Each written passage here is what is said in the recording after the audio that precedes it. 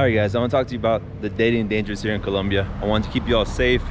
I want to give you all the the most obvious red flags to look out for, because there's been a lot of cases lately. I mean, it's been happening before, but it's picking up, of foreigners coming to Colombia and not making it out of Colombia. They're basically dying, they're being killed, and it's very dangerous here in that situation. You can stay safe. There's ways to stay safe. I'm going to tell you guys. First of all, check out this car. What kind of car is this? Hold on. A Rally 2. That's super cool, man. It's a 1204cc. I have no idea what that means, but it's pretty cool. Anyways, back to the topic. Let's keep you guys safe, man. It's becoming an epidemic almost. So, first of all, rule number one, remember this. Don't forget this. There is no hookup culture here in Colombia. It doesn't happen. It's not like your home country. I'm not sure where you're from. Let me know in the comments where you're from, and if you guys have a hookup culture. But I'm from the States, and there's a big hookup culture in the States. So what does that mean, hookup culture? You go to the bar, you know, you go by yourself or with some buddies, or friends, whatever. You meet a girl you never met before, you ever met before in your life. You approach her, you guys hit it off, and then by the end of the night you guys go home together.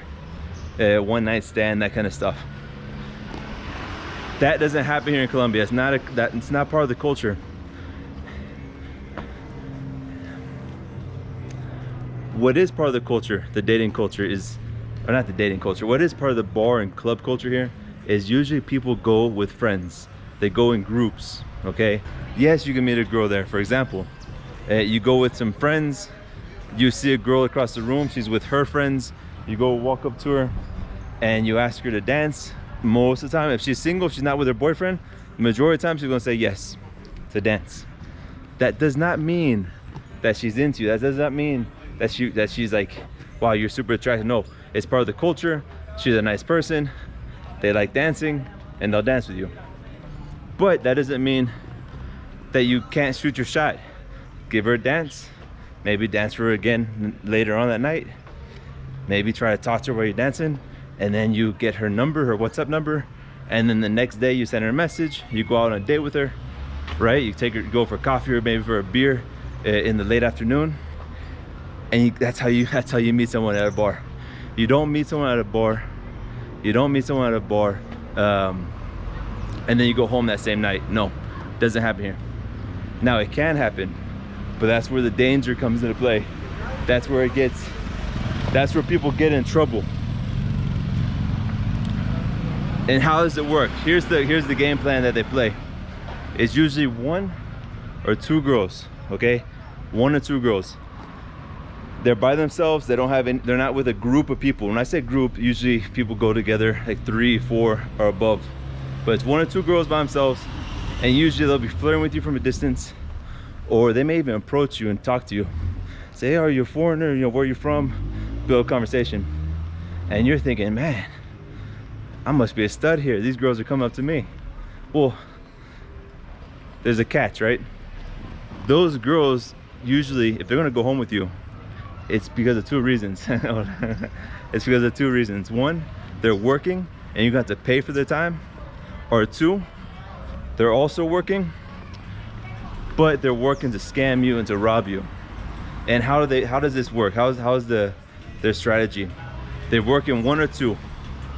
They spot the foreigner, and it's usually very easy to spot a foreigner the way they dress, foreigners dress, or just because they look like a foreigner. They're tall, blue eyes, blonde hair, whatever. And they approach that person, and they make it very obvious they want to go back to your place, like they're really into you, that kind of stuff. But usually they have accomplices who are usually men, not in the bar but on the outside of the bar. And with WhatsApp, you guys don't know what WhatsApp is? It's a messaging thing. Facebook owns it. Everywhere in the world besides the States usually use it.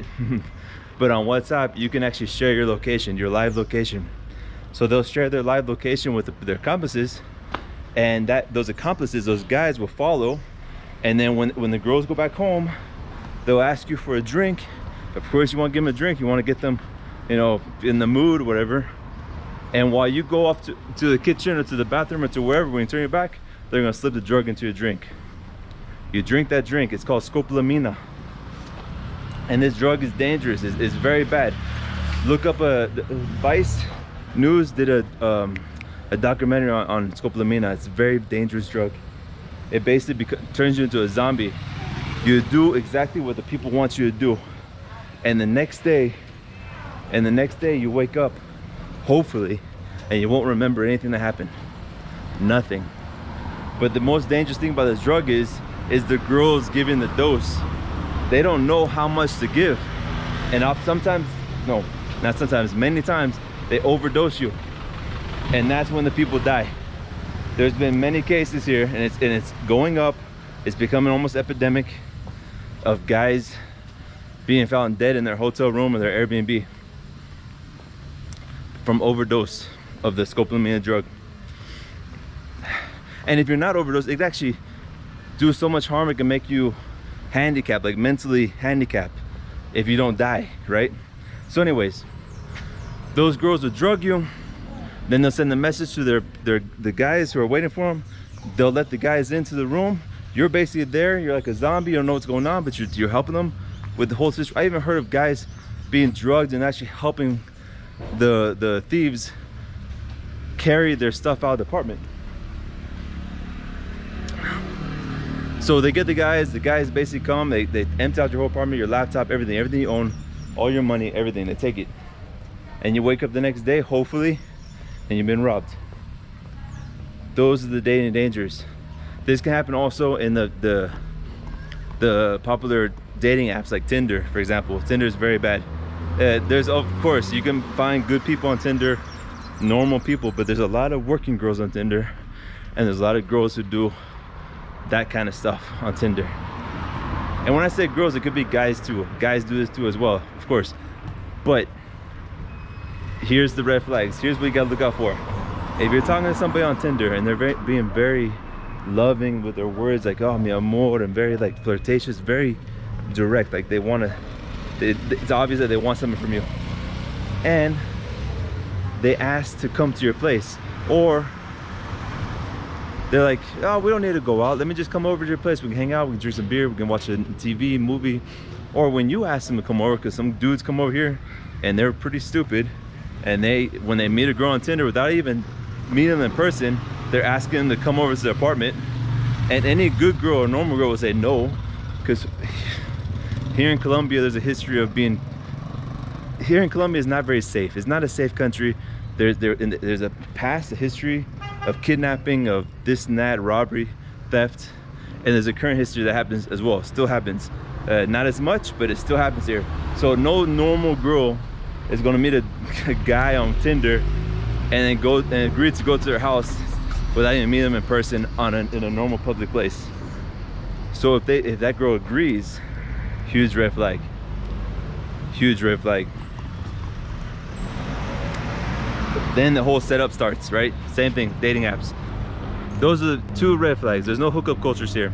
The majority of guys who, of course there's more risk, there's more advice I can give, but those are the two things that the majority of guys are getting in trouble, and they're ending up not making out of Colombia. They end up coming here and dying here. It sucks, but hopefully this video can reach enough people to where save a few lives. I mean, I know there's some good guys out there who just think, oh, it's a hookup culture here too, and they end up being killed. So no, do think back. How can I say this? You definitely want to date a girl, like take a girl out on a normal date, like just how it was back in the day. You know, like your parents, when they used to date, you invite them out for coffee or for ice cream or for a beer, right? Go on a date first and see if it's a normal. Also, those bad girls, if you say, hey, let's go get coffee, they're most likely they're gonna say no, because they don't want to waste time with you when there's so many other victims out there that they can prey on, right? There's so many guys who can fall for their scams. They can make, that's their business.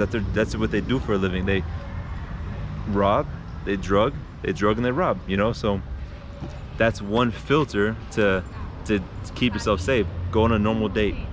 And if you want to just do a hookup and you're trying to, how can I say this? If you're coming here just to do that kind of stuff, there's places for that kind of stuff. And if you want to stay 100% safe, go to those places, you know. Don't lead good girls on just because you want to get your rocks off, whatever. Anyways, there you go, guys. There's my advice on how to stay safe in the dating dangers, because again, it's becoming crazy how people are coming here, and every like almost week you're seeing cases of people being killed, you know. So, and it's mostly from that. Yeah. All right, guys. See you on the next video.